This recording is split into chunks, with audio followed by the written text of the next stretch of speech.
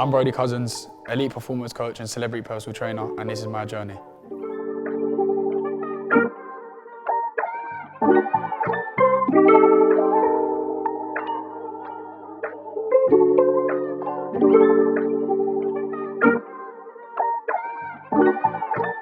So yes, bros, this is the journey, innit?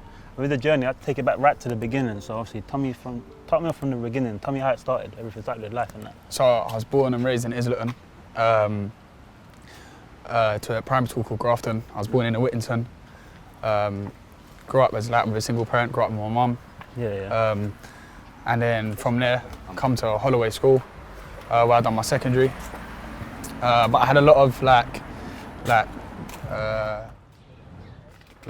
tough times growing up.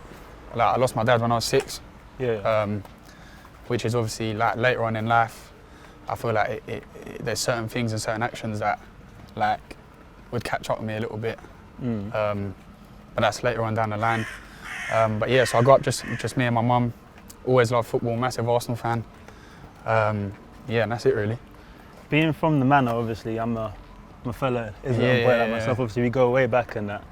Well, what was your first love? You say obviously Arsenal, football was your first love. Was you trying to be a footballer at the time, or what was it? Yeah, so I think anyone that comes from working class backgrounds like ourselves, all we really know is the cage, 90 seconds.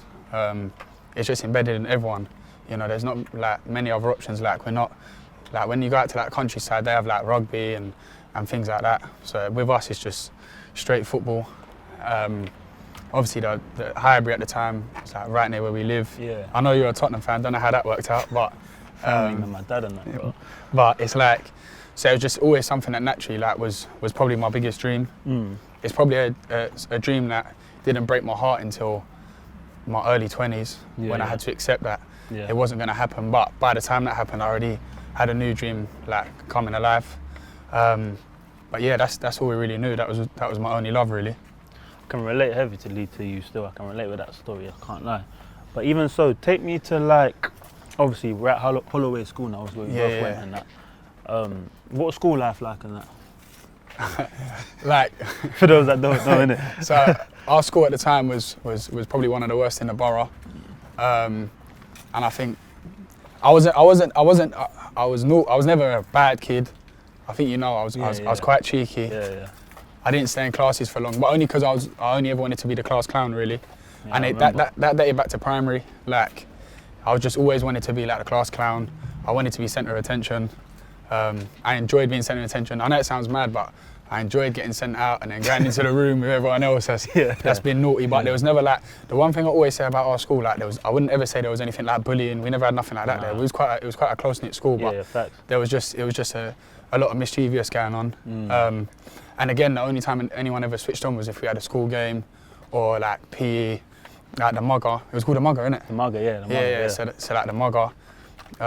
That's when everyone come alive. Again, there was only footballs out there.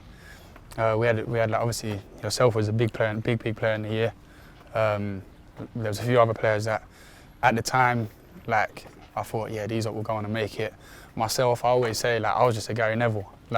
They gave me the captain armband in year 7. I had it to year 11, but all I could do was tackle and just give it to someone better than me. And I was okay at that.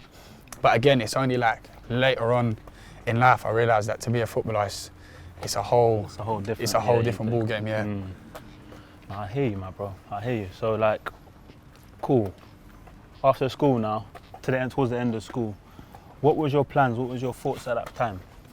Coming to the end, obviously, year 11 and thinking about the next chapter at that time. Obviously, I played for 11-a-side team my whole from 10 to 16, which was Asden Wolves. Yeah. So I played for Asden. When I first joined them in year 6, I remember playing against you, man, at Crown and Manor. We got battered. You lot won the league in League B. Yeah. And then that's my first, I'd say, my inkling to fitness, because we had Dave O'Brien, whose son Aidan went on to play for Millwall and Ireland. And he basically came in and the pre-season going into year 7 and was you man ain't having no footballs. You're just gonna run. And that's when I realised when we went back, we went undefeated in the league. We didn't lose a game. And it was that's when the first time I thought, you have to be fit to play this sport. Which now obviously I'm heavily involved in. So from Eyes and Wolves going up, like we won like the League B at Market Road, then we competed in League A, like 11-a-sides was winning doubles. Like we had Jason Trundle come in, like he was just like a winner. And I think like from that it was like, yeah, like I'm gonna be a pro, like I'm gonna be a pro. But I never got offered anything. I was never offered a trial anywhere. So I just chipped along. So when it got to like year 11, that's when my stepdad started looking into like college schemes for me. So I went on trial like the Dagenham Redbridge one, the Boreham Wood one, the Luton one. I got into all of them, but the Luton one was like, it was the most professionally set up one. And it is probably one of the best decisions I made. But it was going there, you saw a big difference in the talent of players. I played with players like Will Wright, who's at Gillingham now, Kane Smith, who's at Stevenage. And these boys again, I remember these weren't scholars, but we were mirrored the same way the scholars were, yeah. But these boys, funny enough, every player from that scholarship group, apart from Frankie Masunda, isn't even a pro no more. So like we had more pros come out of our college program than scholars had to go on pro. That's crazy. Isn't it? Which is crazy, but again, my dream there was obviously still alive. But it's coming back from school in a transition over was pretty crazy, to be fair. Tell me more. I think with the school, like it's none of us really, because like everyone just like used to pass the ball, like none of us would be like pinging balls, clipping balls. Yeah. None of that was something that we was told to work on. Nah. Do you know what I mean? It was just straight ball. Like that too, straight kicking. You know what I mean? Like and then when you go there, it was a lot more technical. And I'll be honest with you, I'd say the first year I was out of my depth massively. I was a lot smaller.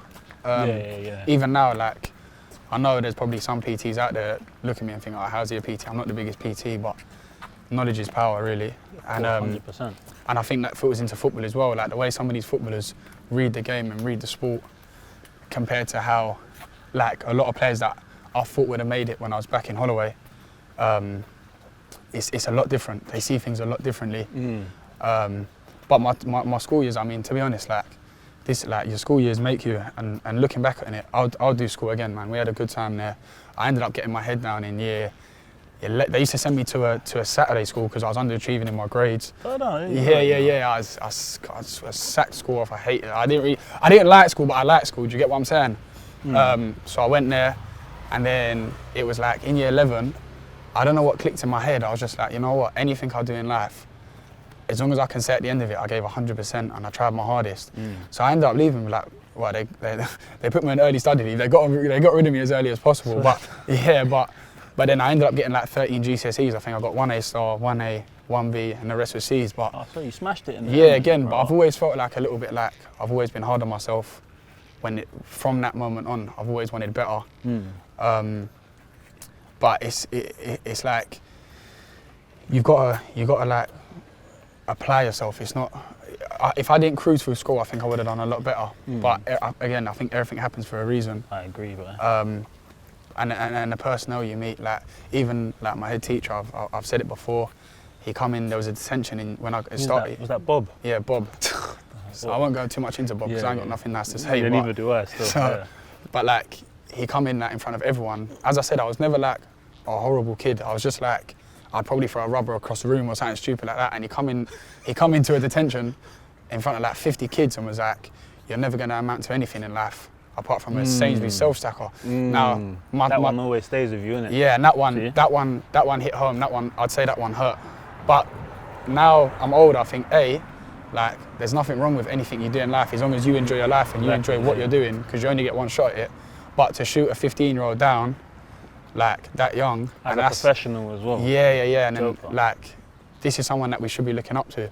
And again, as I said, like in these working class areas, like we're not given that much of a chance, really and truthfully. We're not taught about taxes, we're not taught about percentages.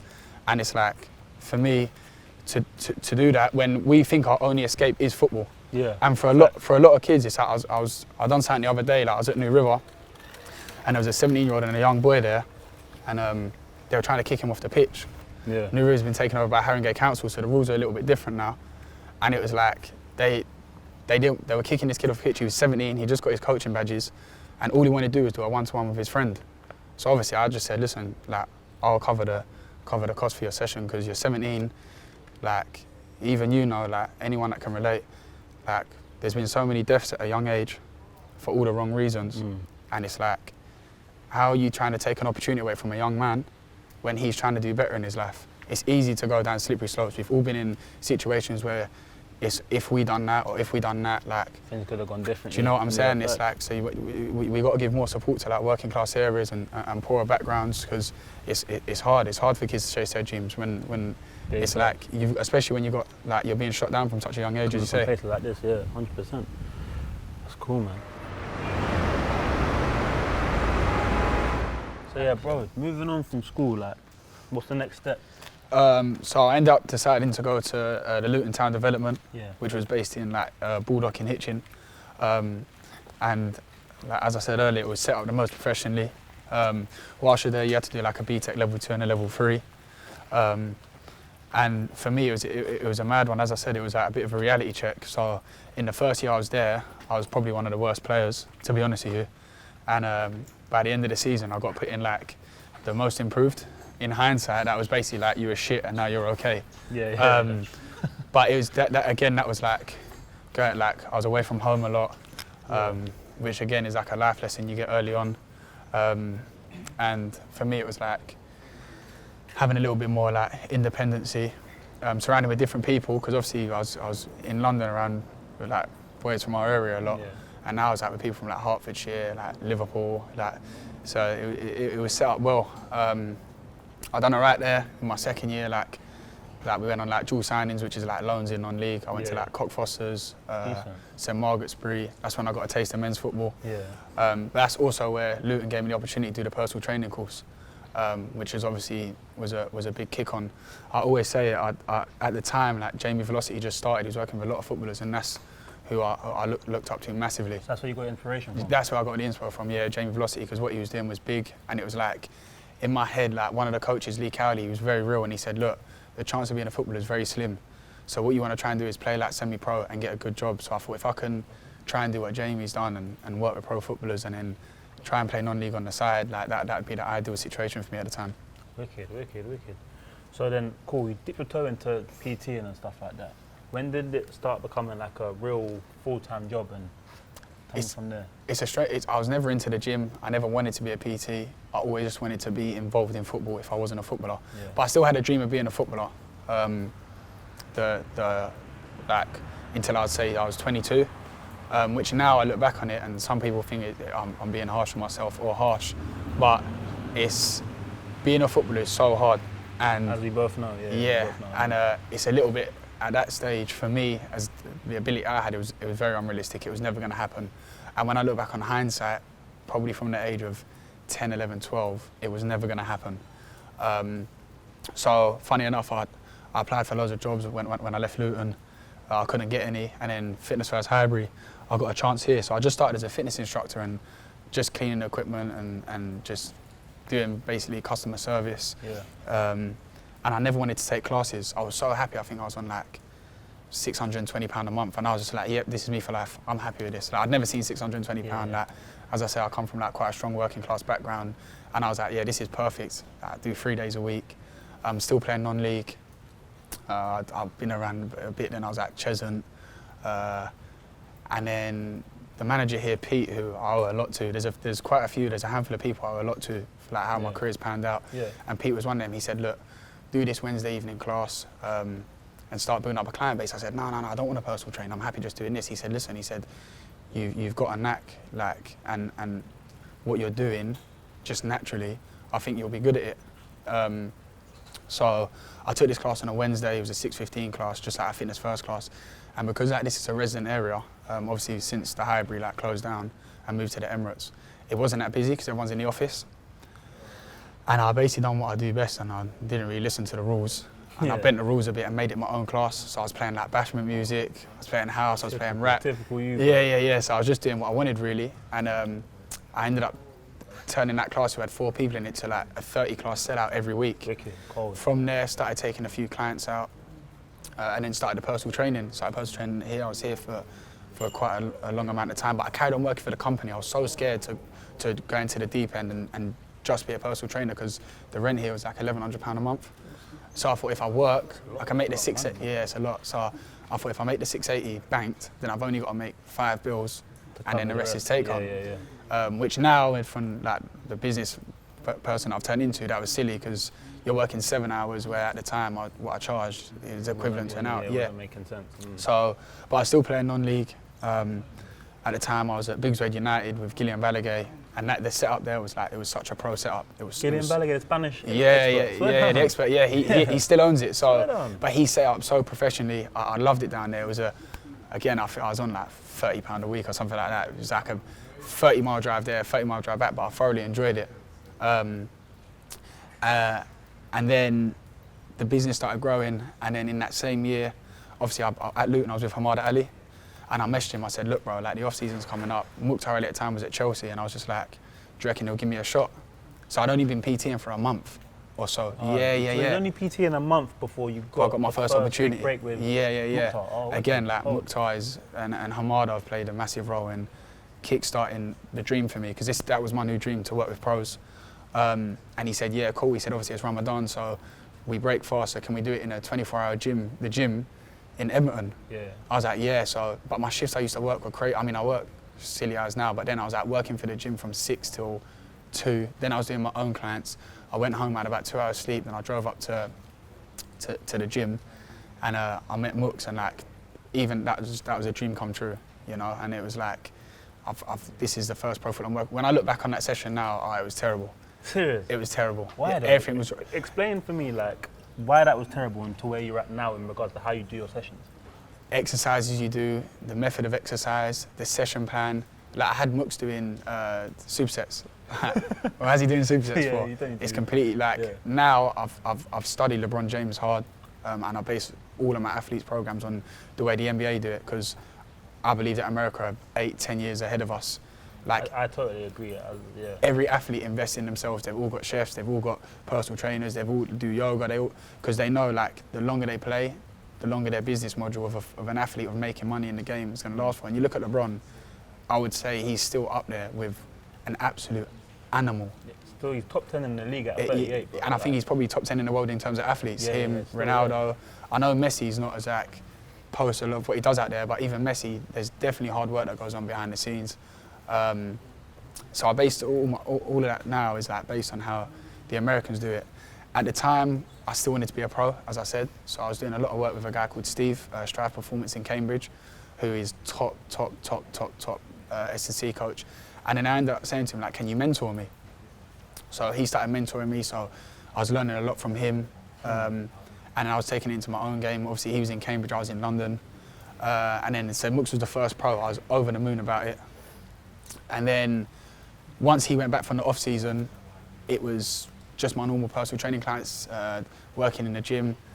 But as I was studying LeBron more, and I realised that he does 2 hours a day of his PT. Like in England, like players need to do more outside. And as I say, like working with a trainer doesn't mean you do a 500-metre sprint and ridiculous heavy weights. The base of strength and conditioning in sports is injury prevention, because football works as a business, and so the player's the star man, and the only way that the player makes more money and the club makes more money and the agent makes more money is if that player is playing at the best of his ability and the top of his game. And the only way that player can perform week in, week out and showcase his ability, if his body's in the right shape. Right shape, not getting injured. So that's something that I said, like one of my goals is to have athletes working in season.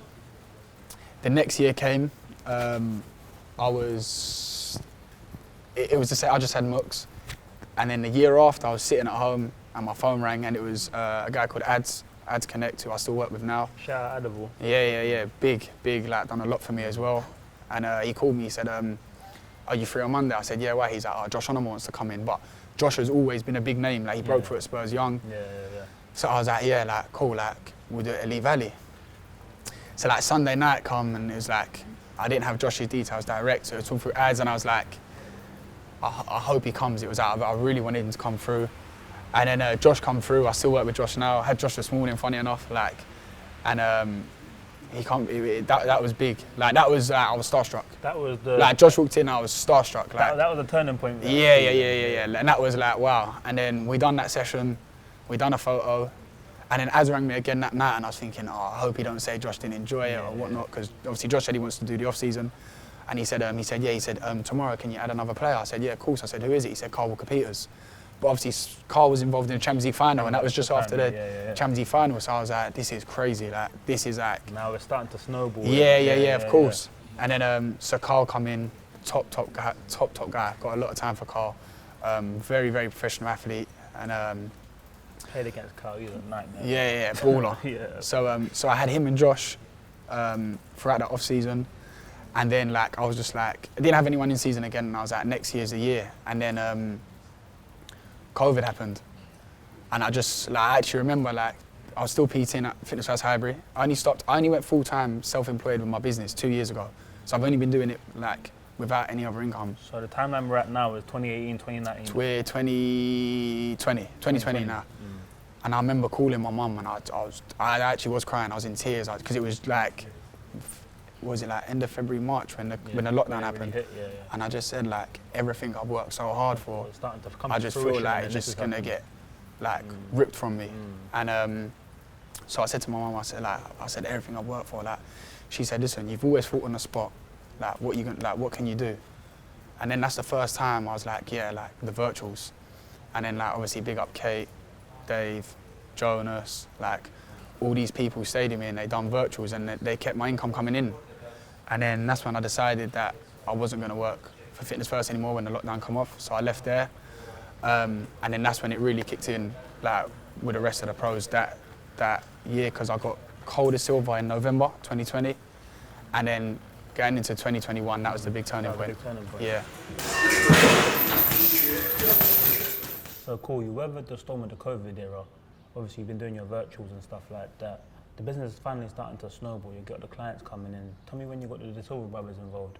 So Cole started with me in November 2020, which was big because obviously growing up, the De Silvers and that Chelsea squad that just dominated youth football for such a long period of time, they were both heavily involved in it. So Cole started me literally in a park in Luton. I drove up to Luton. It was genuinely literally a park when he left Brentford. We had a plan in place, so I started working with Cole then.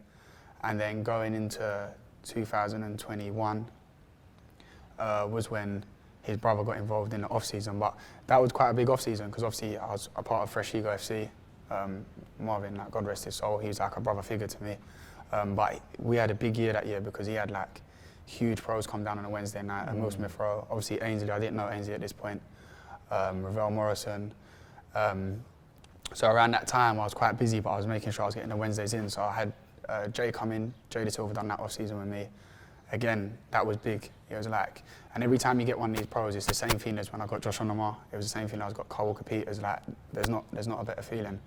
And then right towards the end of that off-season period, I get loads of DMs from someone called Cordy. Like, Cordy's like family to me now. Shout out to Cordy. Literally. And he said he looks after a Premier League player. Again, there's things that I've seen 100 times before, so you don't really get your hopes up. Organised a call with him. He said that obviously his brother was Ainsley and they were looking to do like some like strength and conditioning work. But obviously this was just before Arsenal went back for pre-season, so I was like, oh, I've got a slot available on Tuesday morning. And he said, yeah, book it in. But he went back into Arsenal on the Thursday. Okay. So in my head I thought, this is either going to be, he does a session now, he enjoys it, he comes back next year, or this is going to be my first step into what we was talking about with like LeBron James and the in-season S&C work.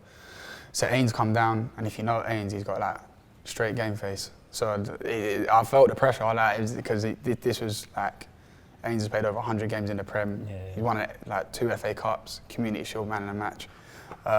So Ains come in, he enjoyed the session. He said, yeah, cool, when I'm back from my pre-season tour, we'll get working.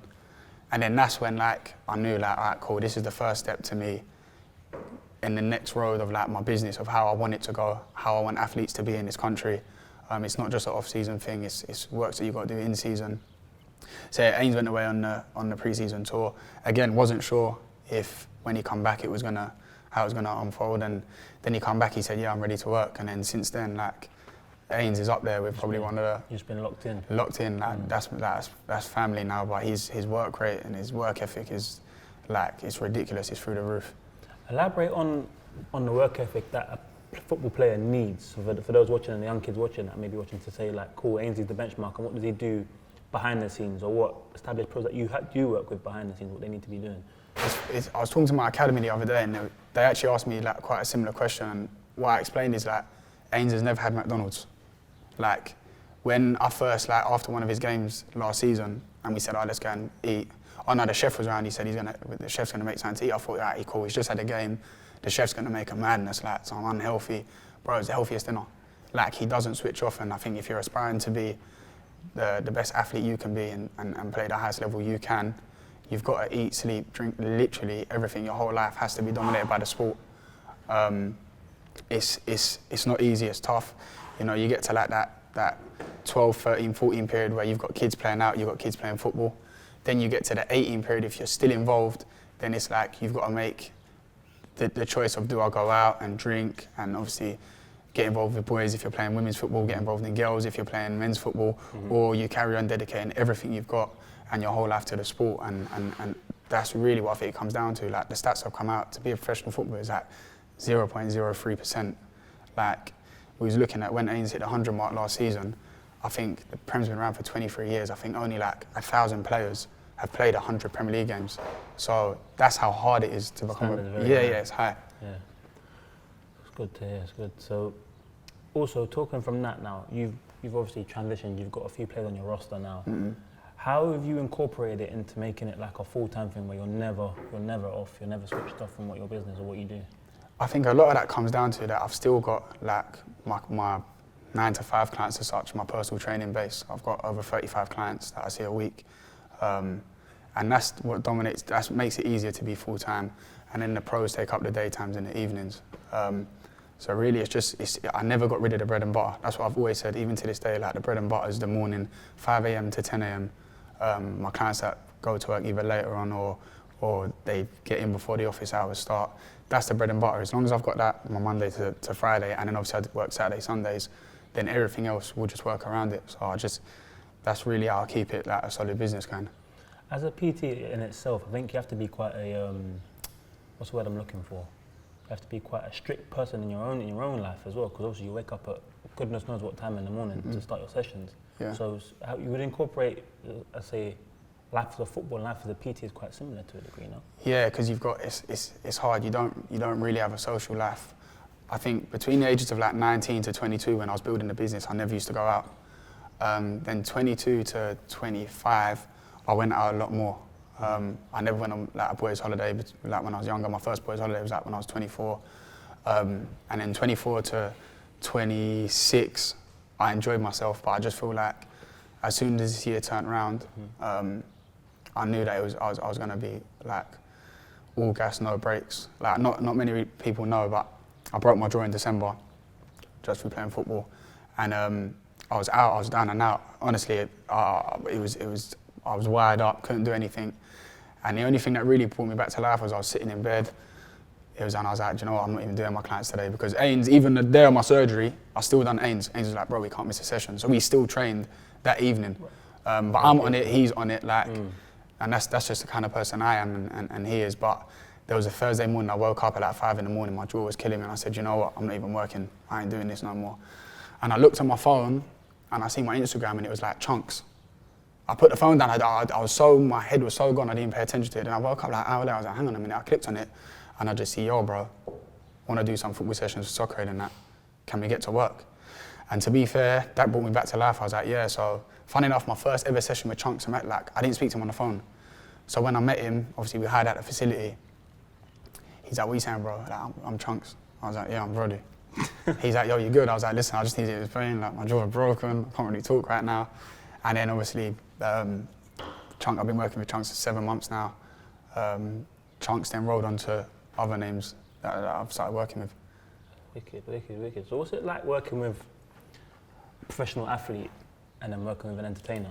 Do you still keep kind of the same balance, or do you change it up depending on the character itself? No, it's completely different. So it's funny because Illy, who introduced Chunks to myself, who I work with, he obviously done sessions with Chunks, he's done sessions with Sharky, and then Sharky and Chunks were away, and I said to Illy, come down to a session, train with a pro. And he come down, and 20 minutes into the session, he said, bro, I'm done. He said, this is completely different. And it's like, you've got to understand, they're doing it for Soccer Aid and the Sidemen game, but they want to have fun. You have to, so there's a lot of shooting, there's a lot of touch stuff. With the pros, it's strict. Like, there's a goal that's set that we're aiming for. Like, I watch all my clients' games. So I have an analyst that watches all the games. I get them sent to me, so that's what I do in my spare time. I watch the clients. We pick all the negatives because it's all good talking about a person's positives in life, but it's the negatives where you become a better player or a better human being. We pick all the negatives and then we base them sessions around the pitch sessions, that is, around what we need to work on. Sick. So also you've done a training camp in Dubai not too long ago. Yeah. About this off-season recently. Talk to me more about that and how do you incorporate that and stuff like that. So that come about, funny enough, when I first started training Mooks, I said to Hamad, I said, one day, bro, I promise you we'll do it in Dubai. Because Mooks and Josh have been me every off-season. And I said to H, I said, one day, bro, we're going to do it in Dubai.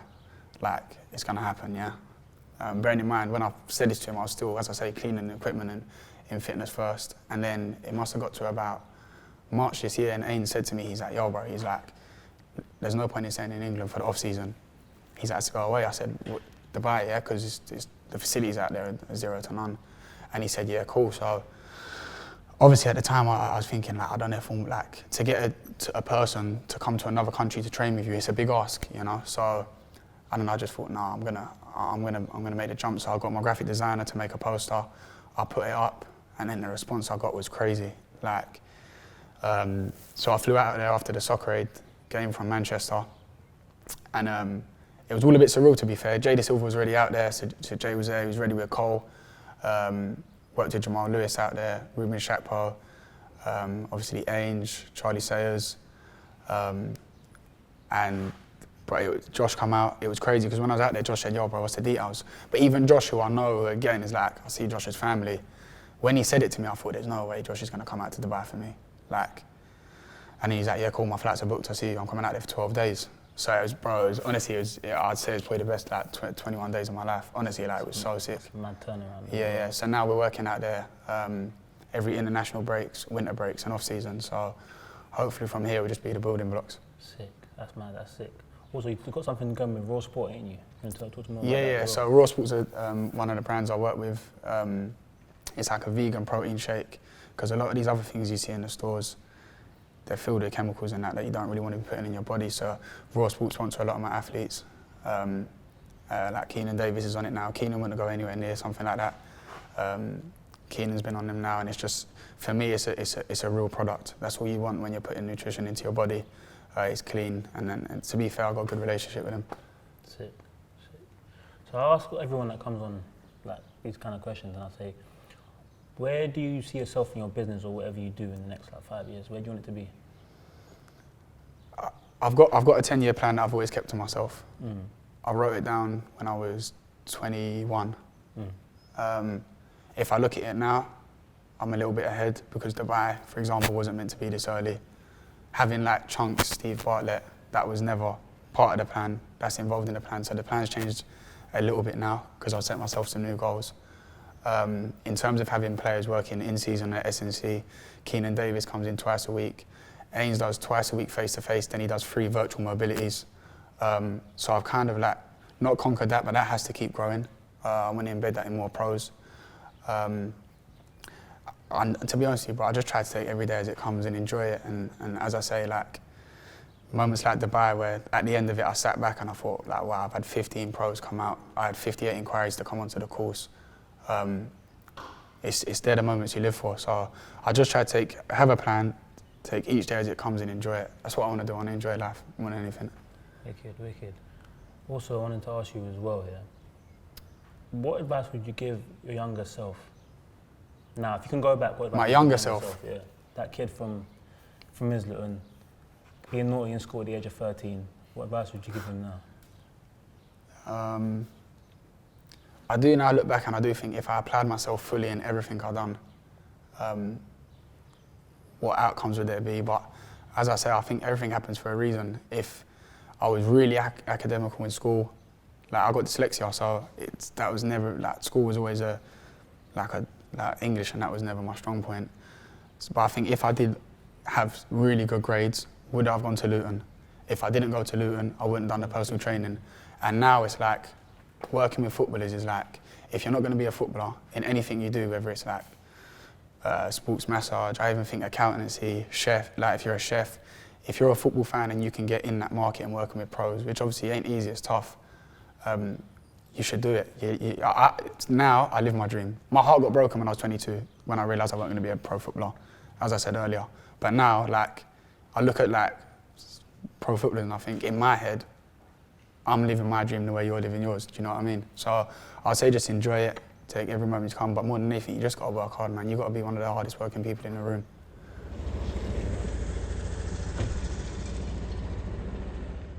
So this has been the journey. As always, I'm your host, Joey. Thank you to Brodie for coming down and sharing his story. Appreciate it. See you again in the next one.